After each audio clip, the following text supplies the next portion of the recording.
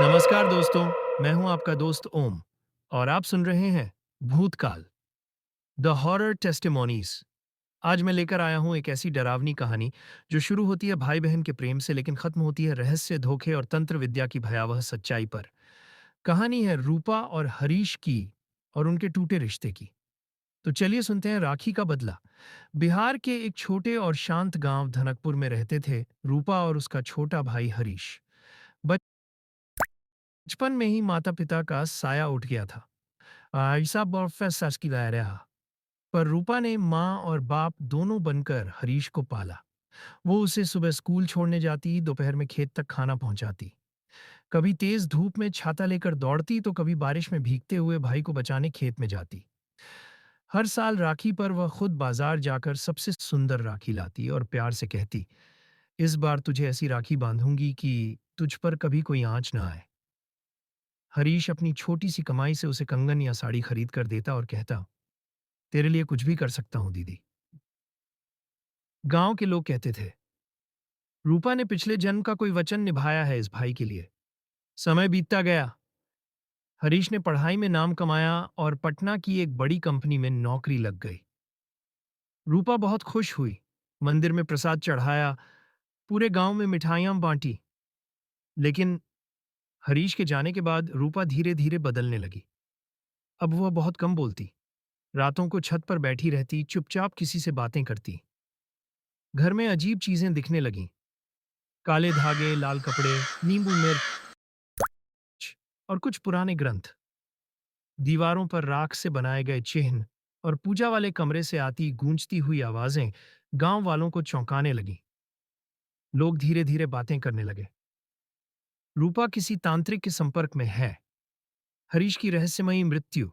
एक दिन गांव में खबर आई, हरीश की लाश उसकी कंपनी के स्टोर कक्ष में मिली है। न कोई खून, न कोई चोट, न कोई गवाह। पुलिस ने इसे आत्महत्या मान लिया। रूपा ने खुद शहर जाकर शव की पहचान की, पर लौटने के बाद उसने खुद को कमरे में बंद कर लिया। गांव के पुराने मंदिर के पास बैठा एक अंधा तांत्रिक भैरवनाथ उस रात बड़बड़ाने लगा, जिसे तुम आत्महत्या समझते हो वह बलि थी। कोई है जिसने भाई को मारा है और वह इसी गांव की है। हरीश की रहस्यमयी मौत के बाद रूपा बिल्कुल बदल चुकी थी। वो अब दिन में सोती और रात को छत पर तुलसी चौरे के पास बैठकर मंत्र बुदबुदाती। वो जिस कमरे में कभी राखी की थाली सजती थी, अब वहीं राख की रेखाएं, सूखे फूल और कंकाल जैसी हड्डियां रखी हुई थीं। गांव की एक विधवा महिला गौरी, जो कभी रूपा की सहेली हुआ करती थी, एक रात चुपके से उसकी छत पर झांकने गई। जो उसने देखा वो किसी भी सामान्य इंसान के होश उड़ा देता।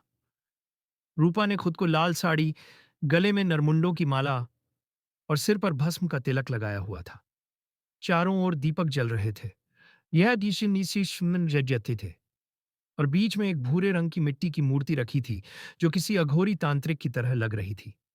रूपा चीख चीख कर कह रही थी, हे काल भैरव, मैंने सब किया, बलि दे दी, अब मेरा काम पूरा कर दो। गौरी घबराकर उल्टे पांव भाग गई। अगली सुबह उसने ये सब गांव के पुजारी को बताया। पुजारी ने एक पुराना तांत्रिक त्रिलोकनाथ बुलवाया, जो वर्षों से जंगल में रहता था और ऐसे कर्मों को रोकने में माहिर माना जाता था। त्रिलोकनाथ ने रूपा के घर के बाहर खड़े होकर बस इतना कहा, यहां किसी निर्दोष की आत्मा चिल्ला रही है। किसी बहन ने अपने ही भाई को सौंपा है शैतान को। गांव में अफवाह फैल गई। क्या रूपा ने सच में हरीश को मारा? हरीश के कमरे की सफाई के दौरान एक छोटी सी डायरी मिली, जिसमें आखिरी पन्नों पर लिखा था, दीदी अब बहुत बदल गई है। पिछले महीने वो एक बाबा को लेकर आई थी, उसे सब कालीदेव कहते हैं। बाबा ने मुझसे कहा कि मेरा भाग्य दीदी के जीवन में बाधा बन रहा है। दीदी ने मुझे शहर भेजा, लेकिन वहां भी बाबा के आदमी मेरे पीछे थे। ये पढ़ते ही गांव वालों को यकीन हो गया। हरीश की मौत एक प्लान था और उसका हिस्सा खुद उसकी बहन थी। रूपा के घर के पास अब हर रात हरीश की परछाई देखी जाती, कभी छत पर, कभी कुएं के पास और कभी मंदिर के पीछे। लोग कहते वो अब लौट आया है। एक दिन गांव के बीच लगे पीपल के पेड़ से एक लाल धागा लटकता मिला, जिस पर लिखा था, मैं फिर आऊंगा, राखी पर। गांव धनकपुर की वह रात अब आम नहीं रही थी। हवाओं में सिहरन थी और चारों तरफ अजीब सी बेचैनी। रूपा की चीख से पूरा गांव कांप उठा था। सुबह होते ही लोग दौड़ पड़े थे रूपा के घर की ओर। दरवाजा आधा खुला था और आंगन में मिट्टी पर रूपा की लाश पड़ी थी। उसका पूरा शरीर खून से सना हुआ था और जो चीज सबको सबसे ज्यादा डरा गई थी, उसके हाथ में बंधी काली राखी।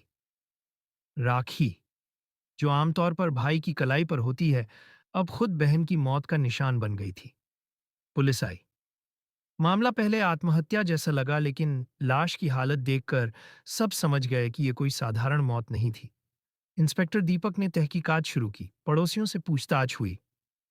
एक बूढ़ी औरत बेला काकी बोली, रूपा तो पिछले कुछ महीनों से रोज शाम एक तांत्रिक के पास जाती थी। वो जंगल वाले बूढ़ा बाबा, कहते हैं, जो किसी को भी जिंदा या मुर्दा कर सकता है। हरीश की लाश 3 महीने पहले शहर की एक कंपनी के स्टोर रूम में मिली थी। पोस्टमार्टम रिपोर्ट में दम घुटने से मौत बताया गया था, पर अब केस दोबारा खुला। जांच में यह सामने आया कि हरीश के आखिरी कॉल्स उसी गांव के नंबर से आए थे जबकि वह शहर में था। मोबाइल ट्रैकिंग से पता चला हरीश को अचानक गांव बुलाया गया था और उसी रात वह गायब हो गया। रूपा ने पुलिस को बताया था कि वह तो गांव में थी और उसे कुछ नहीं पता, लेकिन एक सीक्रेट चैट सामने आई तांत्रिक भैरवनाथ और रूपा के बीच। जैसे ही वो आए, हवन तैयार रखना। अंतिम तंत्र उसी रात होगा और सब कुछ तुम्हारा होगा। रूपा और हरीश बचपन से बहुत करीब थे। माँ बाप की मौत के बाद रूपा ने ही माँ बनकर पाला था हरीश को, लेकिन जायदाद सिर्फ हरीश के नाम थी। शहर में एक कंपनी में काम करते हुए हरीश ने मकान, खेत और जमीन अपने नाम करवा ली थी। रूपा को डर था शादी के बाद हरीश सब कुछ अपनी पत्नी के नाम कर देगा और वह दर-दर की हो जाएगी। वहीं से शुरू हुई रूपा की अंधी हवस और उसका रिश्ता बना तांत्रिक भैरवनाथ से। भैरवनाथ ने वादा किया, अगर तू मुझे वो दे जो मैं मांगूं, तो तुझे सब मिलेगा, भाई की जायदाद भी और उसका नाम भी। और एक अमावस की रात हरीश को बहाने से गांव बुलवाया गया। रूपा ने कहा, भैया, इस बार राखी यहीं बांधूंगी, माँ बाबा के आशीर्वाद के पास। वह आया रात के ठीक 12 बजे। भैरवनाथ ने तंत्र कक्ष में हरीश को बैठाया।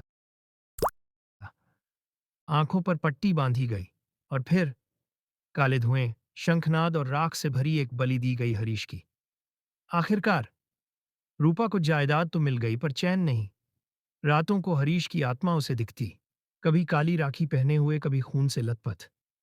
एक रात उसी आंगन में जहां वो बचपन में हरीश को झूला झुलाती थी, उसी आंगन में रूपा को चीखते हुए देखा गया। लोग दौड़े और देखा, उसका शरीर फटा हुआ था, चेहरे पर नाखूनों के निशान और हाथ में बंधी थी वही काली राखी। कहते हैं, जिस राखी ने रक्षा का वचन लिया था, उसी राखी ने जब बदले का रूप लिया तो मौत भी बेबस हो गई। रूपा ने जो बोया वही पाया। और हरीश की आत्मा, कहते हैं, वो अब भी हर राखी के दिन उस आंगन के पेड़ के नीचे बैठती है।